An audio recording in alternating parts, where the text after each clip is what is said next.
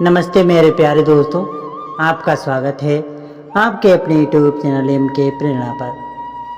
दोस्तों, एक समय की बात है, देव ऋषि नारद नारायण नारायण का जाप करते हुए यमपुरी में पधार रहे हैं। नारद जी को आता हुआ देखकर यमराज जी अत्यंत प्रसन्न हो जाते हैं और नारद जी से कहते हैं, पधारिए देव ऋषि, यमपुरी में आपका स्वागत है। आज किस प्रयोजन से आप यमपुरी में पधारे हैं? किस प्रयोजन से आपका आगमन हुआ है? अवश्य कोई महत्वपूर्ण समाचार लेकर आए हूं। तब देव ऋषि कहते हैं, हे धर्मराज, आपको भी मेरा प्रणाम है। आज मैं कोई समाचार लेकर नहीं आया हूं, किंतु आपके पास मेरी एक शंका लेकर आया हूं। कृपया आप मेरी इस शंका का समाधान कीजिए। यमराज कहते हैं, हे देव ऋषि, आपके मन में जो भी शंका हो निसंकोच होकर पूछ लीजिए। मैं अवश्य आपकी शंका का समाधान करने का प्रयास करूंगा। देव ऋषि कहते हैं, हे धर्मराज, आज मैं आपके पास यह जानने के लिए आया हूं कि माता पिता की सेवा करने वाले मनुष्य को कौन पुण्य मिलता है, और जो लोग अपने माता पिता का अनादर करते हैं, उनके साथ दुर्व्यवहार करते हैं, उन्हें कौन सा दंड मिलता है। हे यमराज, आप मुझे बताने का कष्ट करें। यमराज कहते हैं, हे देवर्षि नारद, आपने अत्यंत महत्वपूर्ण प्रश्न पूछा है। इस प्रश्न में समस्त मानव जाति का कल्याण छिपा हुआ है। मैं आपको माता पिता की सेवा का महत्व बताता हूँ, इसे आप ध्यान से सुनिए। इसके पश्चात मैं आपको एक प्राचीन कथा सुनाऊंगा, जिसे सुनकर आपकी सारी शंकाएं दूर हो जाएंगी। हे देवर्षि, पिता धर्म है, पिता स्वर्ग है और पिता ही सर्वोत्तम है। पिता ही तपस्या है। पिता के प्रसन्न होने पर संपूर्ण देवता प्रसन्न हो जाते हैं। जिस पुत्र की सेवा से माता पिता संतुष्ट रहते हैं, उस पुत्र को प्रतिदिन गंगा स्नान का पुण्य मिलता है। हे देवर्षि, माता सर्व तीर्थों के समान है और पिता संपूर्ण देवताओं का स्वरूप है। इसलिए मनुष्य को सदैव ही माता पिता का पूजन करना चाहिए। जो पुत्र माता पिता की प्रदक्षिणा करता है, उसके द्वारा पृथ्वी की परिक्रमा पूर्ण हो जाती है। माता पिता को प्रणाम करते हुए समय जिस मनुष्य के हाथ, घुटने और मस्तक पृथ्वी को स्पर्श करते हैं, वह अक्षय स्वर्ग को प्राप्त करता है। जब तक माता पिता के चरणों की धूल पुत्र के मस्तक और शरीर में लगती रहती है, तब तक वह शुद्ध रहता है। उसके समस्त पाप नष्ट हो जाते हैं। जो पुत्र अपने माता पिता के चरणों का जल पीता है, उसके करोड़ों जन्मों के पाप नष्ट होते हैं। किंतु जो नीच पुरुष माता पिता की आज्ञा का उल्लंघन करता है, वह प्रलय के अंत तक नरक में निवास करता है। जो पापी पुत्र अपने वृद्ध, रोगी, अंधे और बहरे माता पिता को त्याग कर चला जाता है, वह नरक में गिराया जाता है। माता पिता का पालन पोषण न करने से समस्त पुण्य का नाश हो जाता है। माता पिता की सेवा न करके यदि पुत्र तीर्थ और देवताओं का भी पूजन करे, तो भी उसे फल नहीं मिलता। हे देवर्षि, माता पिता की सेवा के संदर्भ में एक प्राचीन इतिहास कहा जाता है, जो मैं आपको सुनाता हूँ। जो भी इस प्राचीन कथा का श्रवण करता है, उसके जन्मों के कोटि कोटि पाप नष्ट हो जाते हैं और मैं उनके अनंत अपराध क्षमा करता हूँ।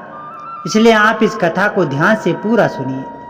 देवर्षि नारद कहते हैं, हे धर्मराज, मैं इस कथा को अवश्य ही पूरा सुनूंगा। कृपया आज मुझे वह कथा अवश्य सुनाइए।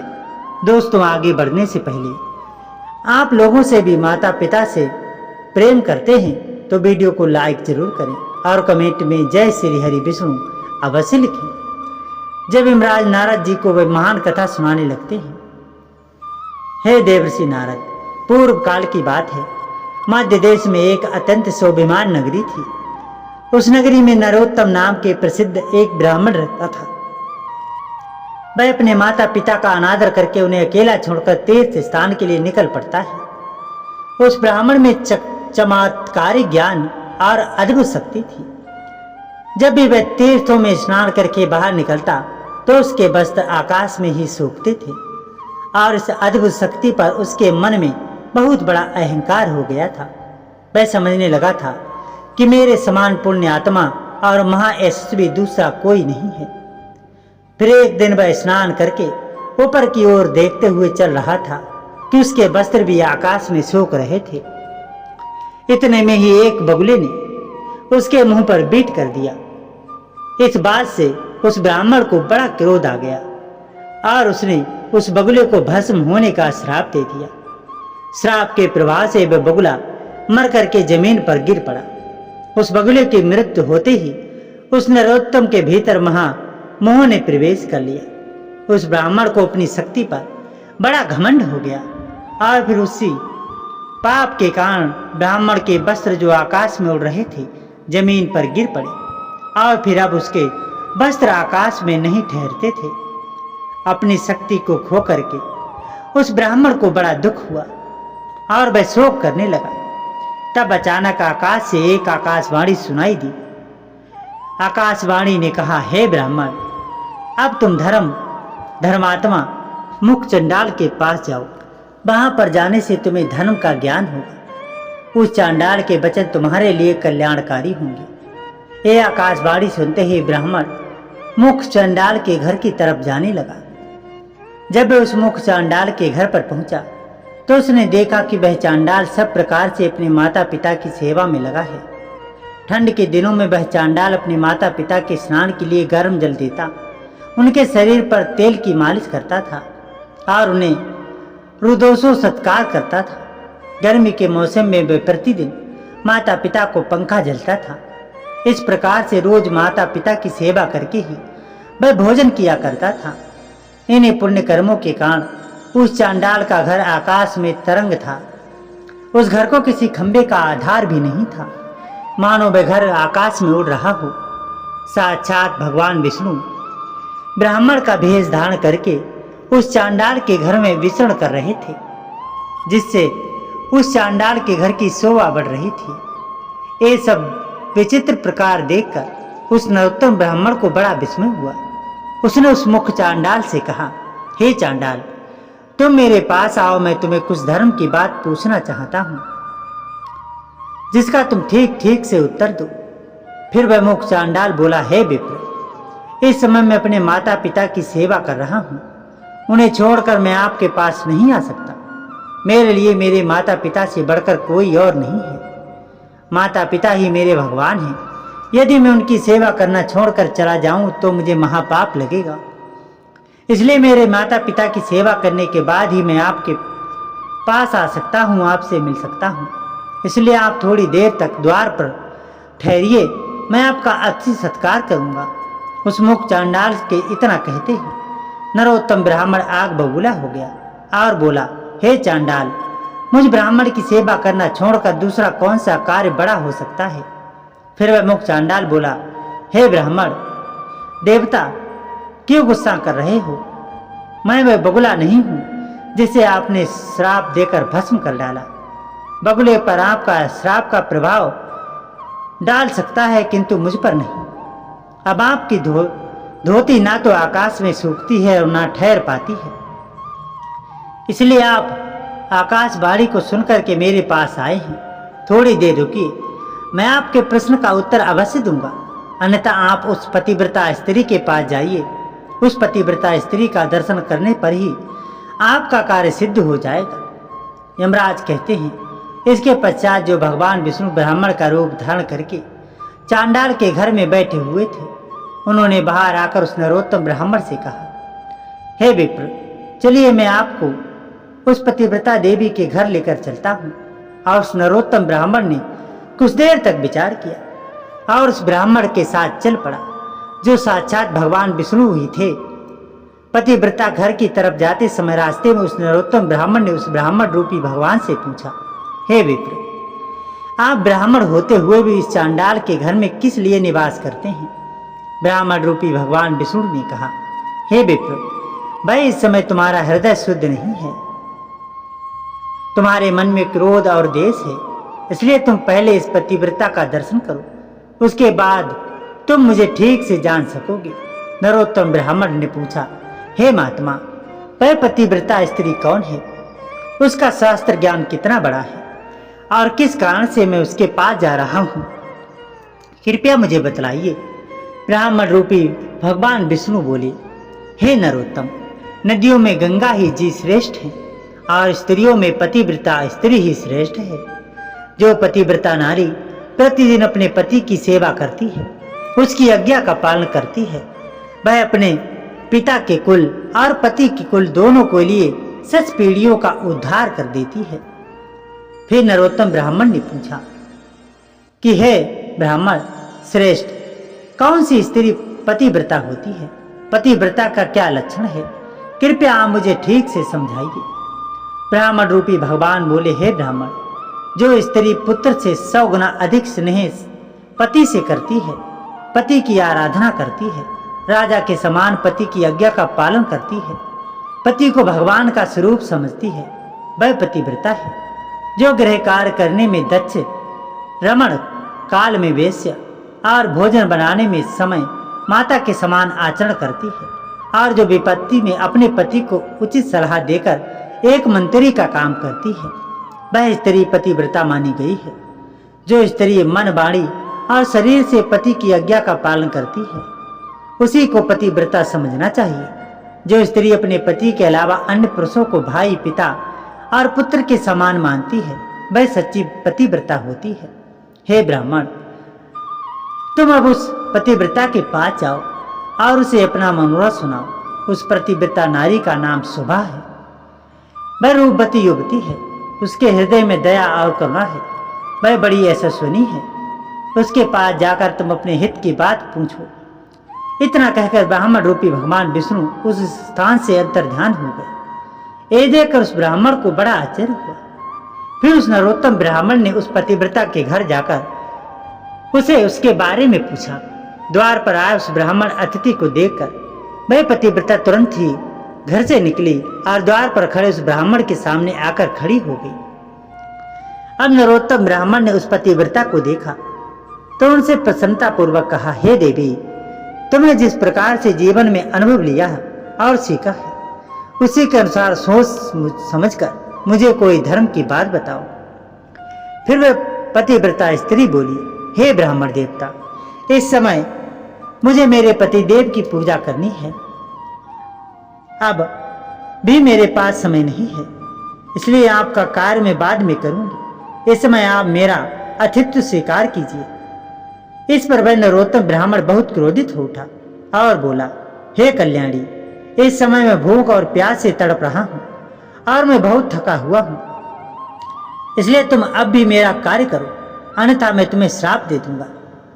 तब उस पतिव्रता सुबह ने कहा, हे ब्राह्मण, मैं वह बगुला नहीं हूं जिसे आप श्राप देकर यूं ही भस्म कर डालेंगे। अभी मेरे पास समय नहीं है, इसलिए आप धर्म तुलाधार के पास जाइए और उन्हीं से अपने हित और धर्म की बात पूछिए।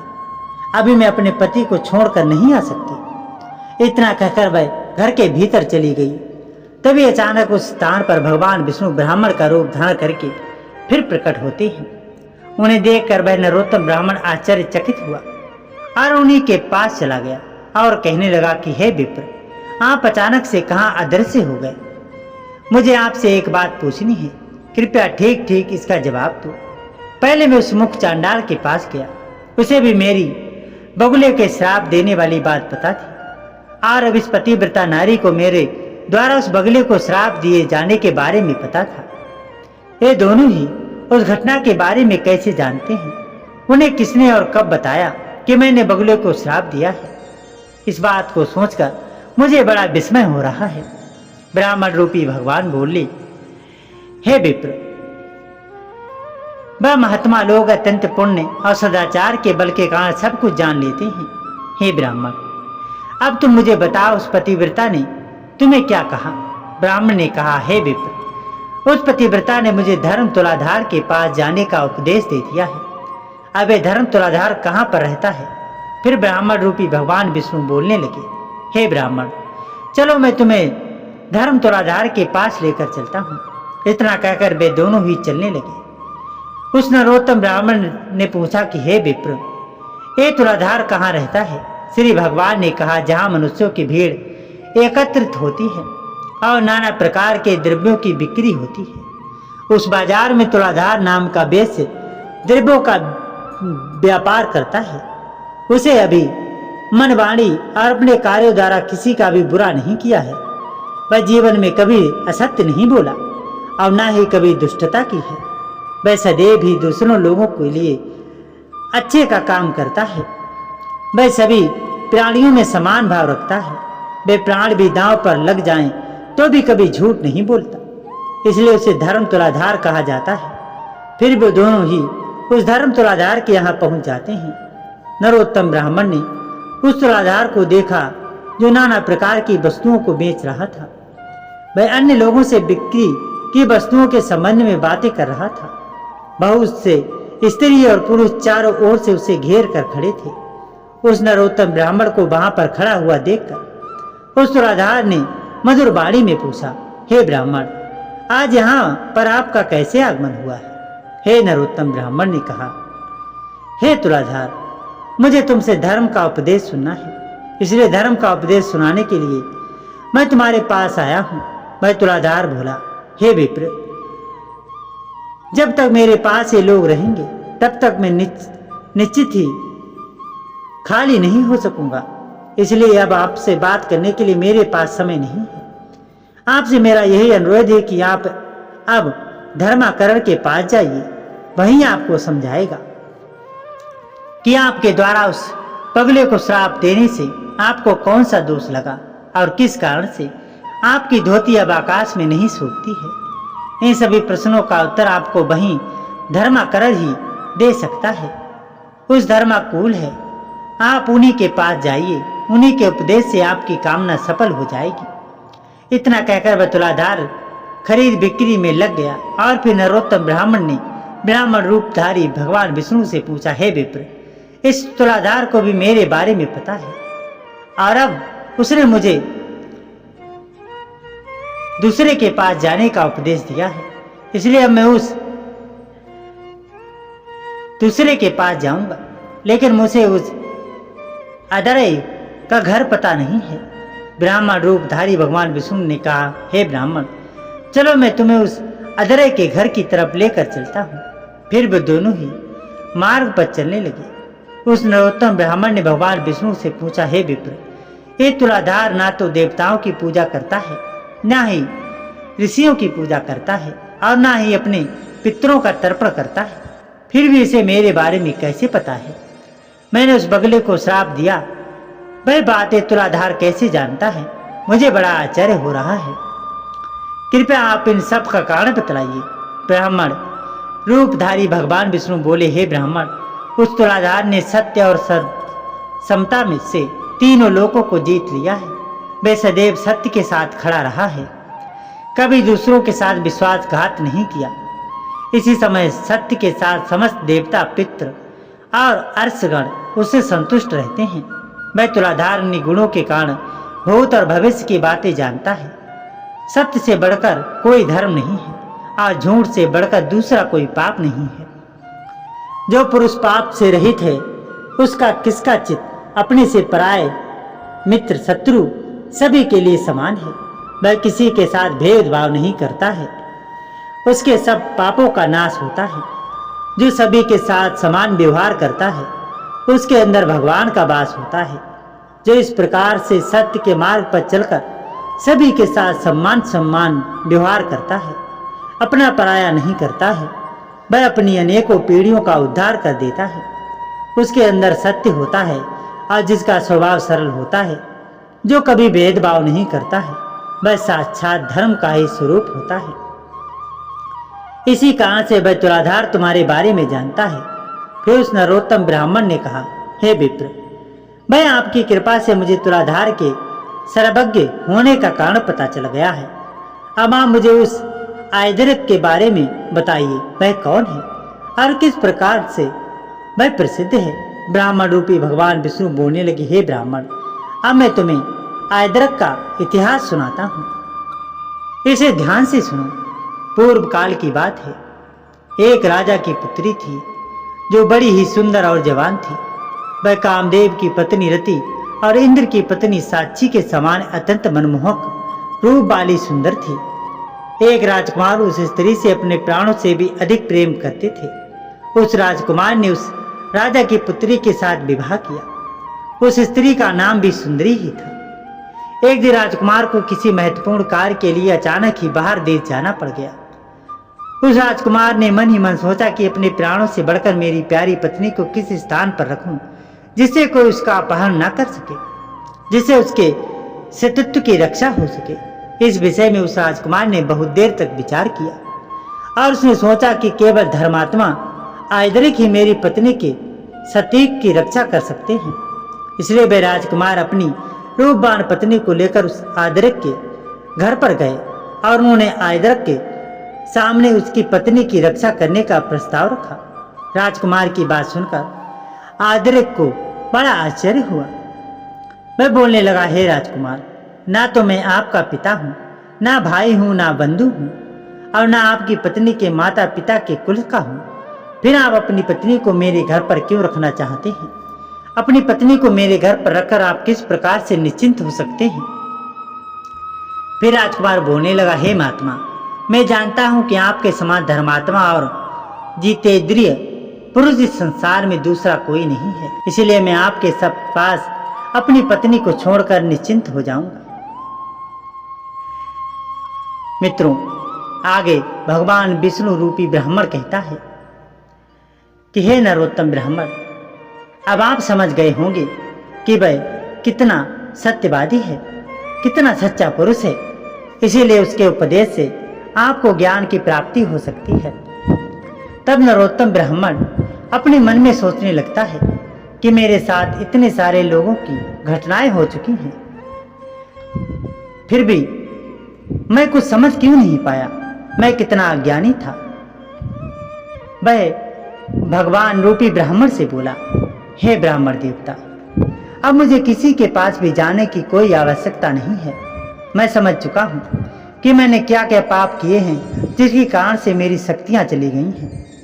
मैंने कभी अपने माँ बाप का सम्मान नहीं किया, उनकी सेवा नहीं की, किसी पतिव्रता स्त्री का सम्मान नहीं किया, कभी सत्य नहीं बोला, कभी किसी ब्राह्मण का सम्मान नहीं किया।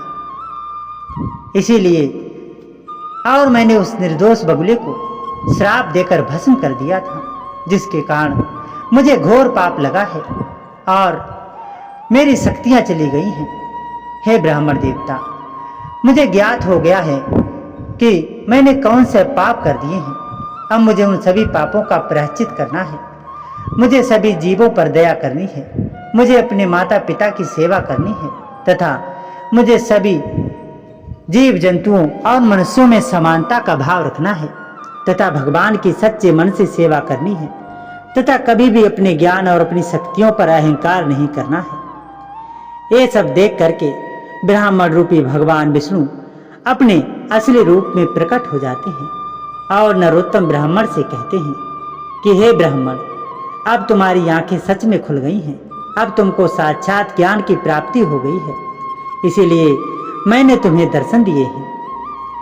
मित्रों, इसीलिए कहते हैं कि अपने माँ बाप की सेवा करनी चाहिए, कभी असत्य नहीं बोलना चाहिए, साथ ही हमें कभी भी अहंकार नहीं करना चाहिए, क्योंकि हर किसी में अगर कोई गुण होता है तो कोई कमी भी होती है। इसीलिए कभी निर्दोष प्राणी पर अत्याचार नहीं करना चाहिए। दोस्तों, आज की सुंदर सी कथा कहानी के माध्यम से आपको कुछ भी सीखने को मिला हो तो वीडियो को एक लाइक जरूर कीजिए। साथ ही हमारे चैनल यम के प्रेरणा पर हमसे नए जुड़े हैं तो चैनल को सब्सक्राइब करके बेल आइकन को ऑल पर प्रेस रखिए ताकि आने वाली वीडियो की नोटिफिकेशन आपको सबसे पहले मिल सके। तो दोस्तों, मिलते हैं आगे ही इसी तरह की ज्ञानवर्धक सुंदर सी चर्चा के साथ। तब तक के लिए राधे राधे।